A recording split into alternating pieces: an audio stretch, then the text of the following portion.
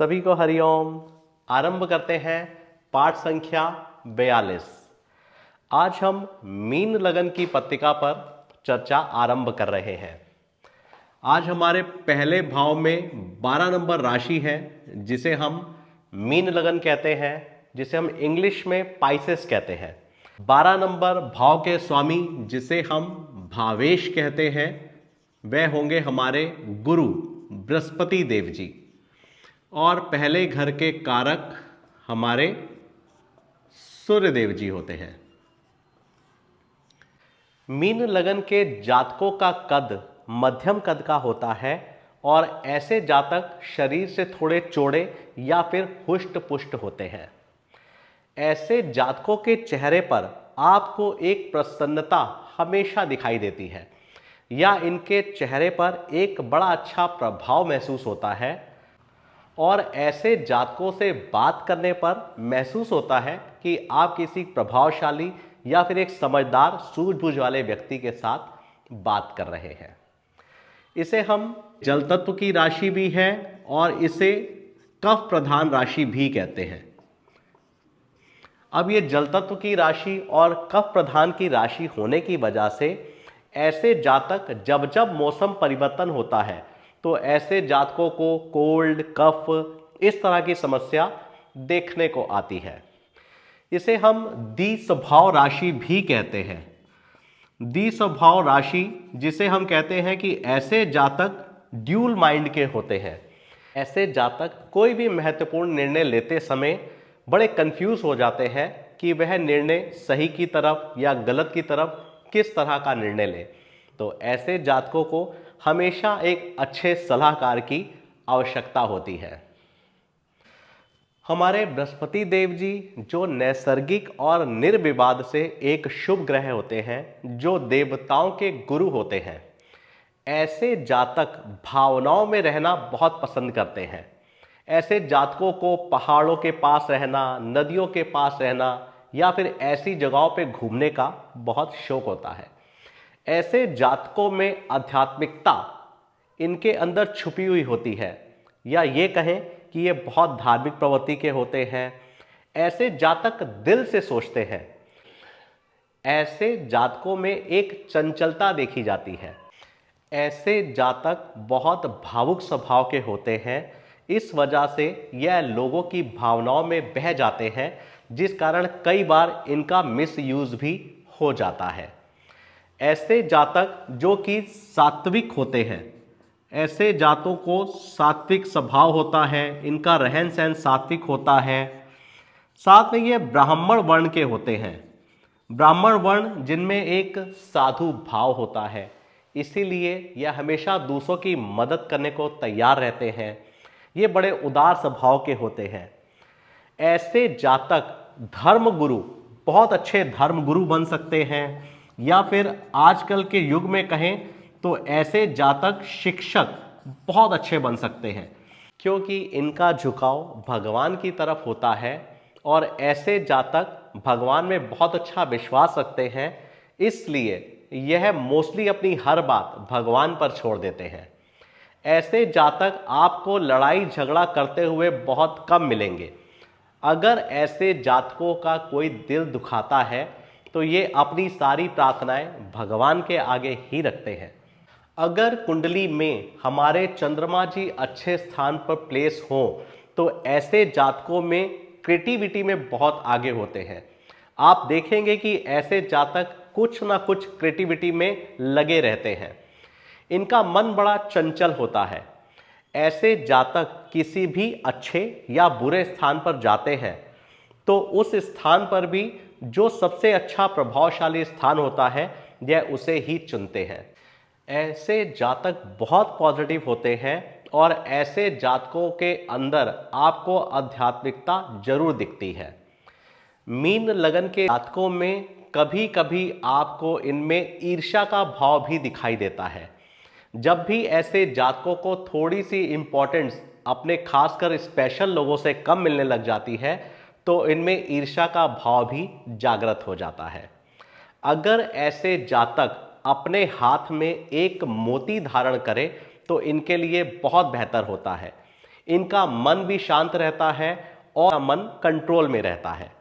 अगर ऐसे जातक पीले रंग का या सफेद रंग का इस्तेमाल करें तो बहुत अच्छा होता है। बृहस्पतिवार के दिन इनको पीले रंग की चीजों का दान करना चाहिए। अगर ऐसे जातक गाय को गुड़ और हरड़ की दाल खिलाएं तो इनको बड़ा मजबूत होता है, जो इनके लिए हमेशा लाभदायक होता है। ऐसे जातकों को थर्सडे के दिन केले का दान करना चाहिए और सिर्फ थर्सडे के दिन पीले रंग की चीजें या फिर केले का सेवन नहीं करना चाहिए। हो सके तो केला या फिर पीले रंग की चीजें कन्याओं को दान करें या फिर गाय को खिलाएं तो इनके लिए बहुत बेहतर होगा। बृहस्पति देव जी की 2 राशियां होती हैं। इनकी मूल त्रिकोण राशि, जो कि 9 नंबर की राशि को हम मूल त्रिकोण की राशि कहते हैं, और बृहस्पति देव जी 4 नंबर घर में, जो कि हमारे चंद्र देव जी की राशि होती है, 4 नंबर घर में उच्च के हो जाते हैं। हमारे चंद्रदेव, जो कि काल पुरुष की पत्रिका में 4थे स्थान के स्वामी होते हैं, और चंद्रमा से हम हर तरह के सुख की बात करते हैं, चंद्रमा से हम माता की भी बात करते हैं। कहते हैं कि माता ही निर्माता है। अगर किसी बालक का जन्म होता है तो उसकी पहली गुरु उसकी माता ही होती है, इसलिए माता को आदि गुरु की संज्ञा दी जाती है। और हमारे बृहस्पति देव जी जब चंद्र लगन में आते हैं, 4 नंबर राशि में आते हैं, इसलिए वह उच्च के हो जाते हैं। आपने एक बहुत अच्छी बात सुनी होगी, स्थान हानि करे जीवा। अगर बृहस्पति देव जी जिस स्थान में बैठते हैं उस स्थान की हानि करते हैं, और अभी पिछले 2 पाठों में हमने मकर लगन और कुंभ लगन पर चर्चा की थी। वहां पर हमारे शनि देव, जो कि एक मैलेफिक प्लैनेट है, वह जहां पर भी बैठते हैं वहां की वृद्धि करते हैं, क्योंकि हमारे शनि देव काल पुरुष की पत्रिका में 11वां स्थान, जिसे हम वृद्धि का स्थान कहते हैं, वह वृद्धि स्थान के स्वामी होते हैं। इसलिए शनि देव जी जहां भी विराजमान होते हैं वहां वृद्धि करते हैं। और हमारे गुरु बृहस्पति देव जी, जो कि नैसर्गिक और निर्विवाद से एक शुभ ग्रह है, उसके बाद भी वह जहां बैठते हैं वहां पर हानि करते हैं। आपने देखा होगा कि जब कोई दीपक जलता है तो उसका प्रकाश पूरे कमरे में होता है, मगर दिए के आसपास हमेशा आपको अंधेरा मिलता है, जिस वजह से कहा जाता है कि स्थान हानि करे जीवा। जीवा बृहस्पति देव जी को ही जीवा कहा जाता है। तो ऐसे जातक जिनका बृहस्पति कुंडली के 12 भावों में जिस भी स्थान पर बैठा होता है, तो जातक को उस घर का जरूर ध्यान रखना चाहिए। हमारे बृहस्पति देव जी के पास 3 दृष्टियां हैं। इसको थोड़ा सा रब कर देता हूं। हमारे बृहस्पति देव जी के पास 3 दृष्टियां हैं, 5 नंबर, 7 नंबर और 9 नंबर। अगर आप इन 3 दृष्टियों को देखेंगे, अगर मान लीजिए कि हमारे गुरु बृहस्पति देव जी यहां पर विराजमान है, लग्न में हमारे बृहस्पति देव अगर विराजमान है, तो उनकी पहली दृष्टि 5वें घर पे पड़ती है, उनकी दूसरी दृष्टि 7वें घर पे पड़ती है, और उनकी तीसरी दृष्टि हमारे 9वें घर पे पड़ती है। तो एक ये त्रिकोण का निर्माण करती है। हमारे जितने भी ग्रह हैं उनमें से सबसे सर्वोत्तम एक बृहस्पति देव है, जो जहां बैठते हैं वहीं से एक त्रिकोण का निर्माण करते हैं। और हम त्रिकोण को धर्म त्रिकोण, अर्थ त्रिकोण, काम त्रिकोण या फिर मोक्ष त्रिकोण के नाम से जानते हैं। आप जानते हैं हमारी इस कुंडली में त्रिकोण हमारे 4 नंबर, 8 नंबर और 12 नंबर को हम त्रिकोण कहते हैं। इसे हम मोक्ष त्रिकोण के नाम से जानते हैं। हमारे 4 त्रिकोण होते हैं। 1, 5, 9 को हम धर्म त्रिकोण कहते हैं, 2, 6, 10 को हम अर्थ त्रिकोण कहते हैं, 3, 7, 11 को हम काम त्रिकोण कहते हैं, और 4, 8, 12 को हम मोक्ष त्रिकोण कहते हैं। हमारे मोक्ष के 3 द्वार होते हैं। आपने शास्त्रों में सुना होगा कि हम 84 करोड़ जूने भोगते हैं, उसके बाद भगवान से अनेकों अनेक बार प्रार्थनाएं करते हैं तो हमें मनुष्य जन्म प्राप्त होता है। हमें मनुष्य जन्म जब प्राप्त होता है तो हम एक माता के गर्भ से हमें जब जन्म मिलता है तो हमारी मुक्ति के मार्ग का आरंभ होता है। तो इसलिए 4 नंबर हमारा मुक्ति का पहला द्वार होता है। अब काल पुरुष की पत्रिका में 8वें नंबर स्थान को मुक्ति का दूसरा द्वार का स्थान कहा गया है, क्योंकि अंत ही आरंभ है। ये ट्रांसफॉर्मेशंस का घर होता है। किसी भी चीज का अंत होता है और किसी नई चीज की शुरुआत होती है। तो इसलिए कहा जाता है कि दूसरे घर से हम अपनी मृत्यु का विचार करते हैं और आदमी जीवन मरण के चक्र से तभी छूटता है या मुक्ति के लिए तभी जाता है कि जब उसकी एक यात्रा समाप्त होती है और दूसरी यात्रा का आरंभ होता है। हमारी मुक्ति का तीसरा स्थान जो काल पुरुष की पत्रिका में 12 नंबर राशि होती है, जिसे हम तीसरा द्वार कहते हैं। 12वें घर से हम लंबी यात्रा की बात करते हैं, हम दूर देश की यात्रा की बात करते हैं और मृत्यु के बाद जीवन पर्यंत की मुक्ति की यात्रा भी हम इसी घर से देखते हैं। इसलिए 4, 8, 12 त्रिकोण को मुक्ति का या मोक्ष का त्रिकोण कहा गया है। इसे हम मोक्ष त्रिकोण कहते हैं। जिन भी जातकों के लग्न में या 4, 8, 12 में बृहस्पति देव जी विराजमान होते हैं, ऐसे जातक अध्यात्म से बहुत जुड़े होते हैं और उनकी अंतर आत्मा अध्यात्म की तरफ या मुक्ति पाने की तरफ अग्रसर रहती है। वह जीवन के किसी न किसी पहलू पर आकर आध्यात्मिक होने का प्रयास रहता है और उनकी इच्छा रहती है, क्योंकि उनकी अंतर आत्मा उन्हें बताती है कि उन्हें मुक्ति के मार्ग पर चलना आरंभ करना है। अगर किसी भी जातक को, अब हम चारों के चारों त्रिकोणों की बात कर लेते हैं। अगर मान लीजिए किसी का भी बृहस्पति 1 नंबर, 5 नंबर और 9 नंबर घर में विराजमान है, गुरु हमारे बृहस्पति देव जी, ऐसे जातक धर्म के प्रति, ऐसे जातकों में एक धर्म की भावना रहती है। ऐसे जातक कभी भी कोई काम करेंगे तो आप देखेंगे कि वो उचित और अनुचित का प्रयोग जरूर करेंगे। उन्हें हर पल एक डर बना रहेगा, मैं ये काम सही तो कर रहा हूं ना, कहीं मैं कोई गलती तो नहीं कर रहा, ये मेरे लिए सही है, कहीं गलत तो नहीं है। क्योंकि ऐसे लोगों को एक भगवान का डर होता है, या फिर वह कहते हैं सुपात्र और कुपात्र की उनको समझ होती है, जो उनकी अंतर आत्मा उन्हें बताती रहती है।